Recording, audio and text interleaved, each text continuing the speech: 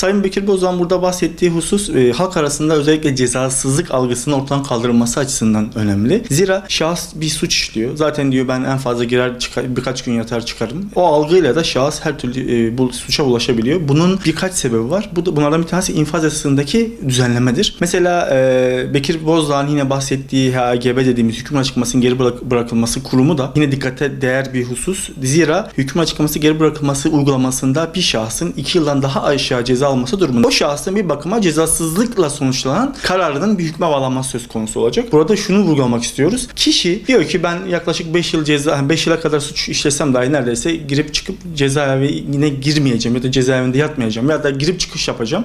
3-5 gün yatacağım. Cezamı infaz etmiş olacağım. Burada da halkta acayip şekilde bir tepki söz konusu oluyor. Zira şahıs bakıyor ki kendi evine giren, hırsızlık yapan veyahut da hani malına zarar veren şahsın tüm yaptıklarının yana kar kaldığını görüyor. Bu da halk nezdinde yargıya karşı bütün güvenini, hüsnü niyetini, zannını ortadan kaldırmış oluyor. Sayın Bekir Bozdağ'ın da o konuşmalarda bahsettiği üzere hakim ve savcılara hitaben karara daha hızlı varacak, daha seri yargılama yapacak şekilde biz düzenleme getirmek istiyoruz. Bunun vurgulanması insanların haklarını ararken gayrimeşru yollara gitmesinin de önüne geçilmiş olacak bu şekilde. Bu husus ciddi anlamda göz ardı edilen husus. Şahısların haklarını gayrimeşru yollarla elde etme çabaları. Yani biraz önce bahsettiğimiz gibi insanlar mahkeme yoluyla haklarını ararken 3-5 yılda ancak sonuç alabilmekte. Düşünün ki yerel mahkemeden 1,5 yılda, ortalama 2 yılda bazen karar çıkmakta. Bu istinafa gittiği zaman yine yaklaşık 1,5-2 yıl bir süre söz konusu olmakta. Bunun yargıtaya giden dosyalar nezdine bakıldığı zaman bu da en az 2-3 yıl sürmekte. Şahıs zaten hakkını ararken bile 5-6 yıl mücadele vermekte. Şimdi 5-6 yılda sonuç ne gelirse gelsin şahsın içerisindeki ateşi söndüremeyecek. Bu da gerçekten de Bekir Bozdağ'ın bahsettiği hızlı çözüm, hızlı şekilde seri yargılama hususunu da önemini göstermekte. Sayın Bekir Bozdağ'ın anlattığına göre de zaten şu an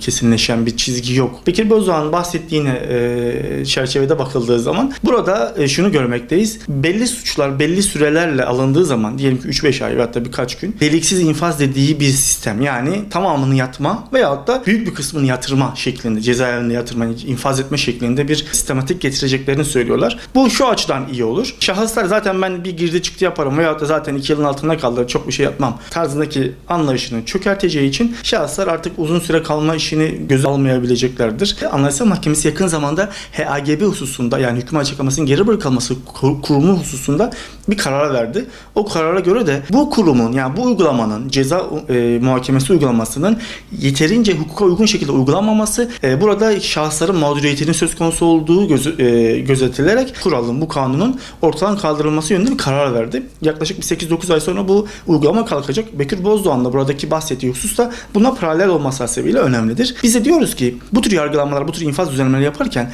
insanların hakikaten kanuni anlamda suçu unsurunu gerçekleştirdiyse ceza alınması gerektiği, şüphe varsa şüpheden kesinlikle şahsın yararlandırılması gerektiği düşüncesindeyiz. Hüküm açıklamasının geri bırakılması gibi kararların bir kaçış yolu, bir kaçış rampası olarak değil, hakikaten hukuka uygun şekilde sonuca varılarak verilmesi gereken kararlar olduğunu düşünmekteyiz.